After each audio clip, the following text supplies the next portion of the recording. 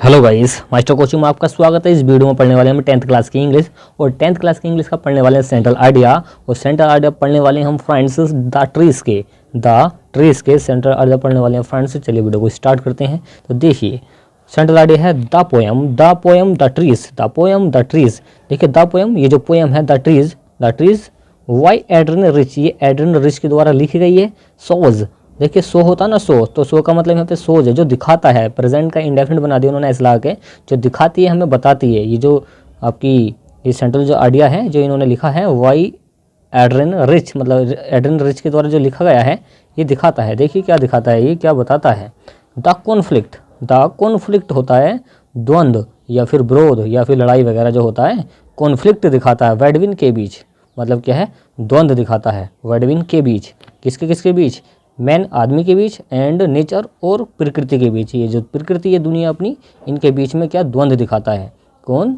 ये जो central idea the trees का ये द्वंद्व दिखाता है। विद द ग्रोथ होने पर, मतलब क्या, बड़े होने पर, ग्रोथ होने पर, एंड डेवलपमेंट विकास होने पर, ग्रोथ और विकास होने पर ऑफ सोसाइटी मतलब समाज के विकास होने पर, समाज के विकसित होने पर या फिर बड़े होने पर क्या होता है, ऐसे निकाल सकते हैं। With the growth and development, विकास होने पर किसका? समाज का विकास होने पर ह्यूमन जो इंसान है, विंग्स हैव यूज्ड, वो यूज्ड कर लेते हैं नेचर प्रकृति को फॉर देयर ओन बेनिफिट, खुद के फायदे के लिए। क्या करने के लिए? खुद के फायदे के लिए। ऑन होता खुद, ये होता OWN, खुद होता खुद। बेनिफिट देखिए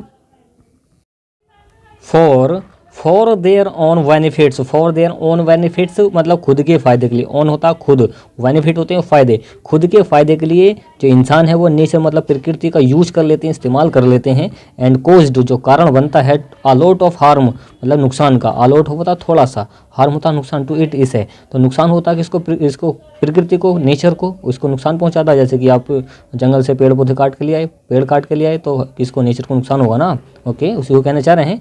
इन ऑर्डर टू, इसके संदर्भ में, इन ऑर्डर टू होता है के संदर्भ में, यूज नेचुरल, हम नेचुरल चीज़ों का जो यूज करते हैं, लगातार जो यूज करते आ रहे हैं, रिसोर्सेज किसके? स्रोतों का।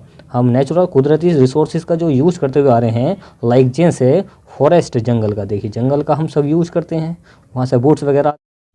इन order to use natural resources, in order to के संदर्भ में यूज हम इस्तेमाल करते हैं नेचुरल मतलब क्या है? प्राकृतिक रिसोर्सेज, स्रोतों का। लाइक जैसे फॉरेस्ट, जंगल का। तो हम क्या करते हैं इसके संदर्भ में? क्या? प्राकृतिक रिसोर्सेज मतलब क्या? रिसोर्सेज, स्रोतों का। स्रोत मतलब जो औजार वगैरह होते हैं, चीज़ें वगैरह होती हैं, जैसे पढ़ाई के स्रोत ये पेन वगैरह हो गया है। हम क्या करते हैं? देखिए रिसोर्सेज, कुदरती रिसोर्सेज का हम क्या यूज कर लेते हैं। लाइक जैसे फॉरेस्ट, जंगल्स का। मिनरल्स होते हैं, खनिज क्या होते हैं? जो प्रकृति के अंदर मतलब दुनिया के अंदर हम क्या है निकाल लेते हैं ज़मीन से जैसे लोहा निकाल लिया, खनिज है। जब वो निकल गएगा खनिज के रूप में होगा, बाद में उसको बनाते हैं। काफ़ी सारी चीज़ें निकाली जाती हैं पृथ्वी के अंदर से, उनको मिनरल्स कहा जाता है। ETC वगैरह वगैरह, ओके, इत्यादि कह सकते हैं इसको। तो इस तरीके से आप इसकी हिंदी निकाल के लिख सकते हैं काफ़ी इजीली तरीके से। आप इसकी वर्ड पावर नोट कर लेना। क्या होता है? सोच होता दिखाता, कॉन्फ्लिक्ट होता द्वंद्व मतलब विरोध मतलब लड़ाई, संघर्ष, ये सारे मीनिंग होते हैं। वेडविन होता के बीच, नेचर होता कुदरत प्रकृति, ग्रोथ होता बड़े होना, डेवलपमेंट होता विकास, डेवलपमेंट होता विकास, सोसाइटी समाज होता है। ओके, नेचर क्या होता है?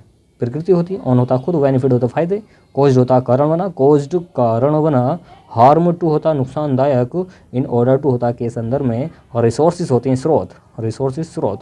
लाइक होता जैसे, देखिए लाइक यहाँ पे कंजक्शन के रूप में आया तो पढ़ेंगे हम जैसे। ओके, और फॉरेस्ट सब जानते हैं जंगल होता है। अगर आपको वीडियो पसंद है तो वीडियो को लाइक एंड शेयर कीजिए, चैनल को सब्सक्राइब कीजिए। Thanks for watching guys.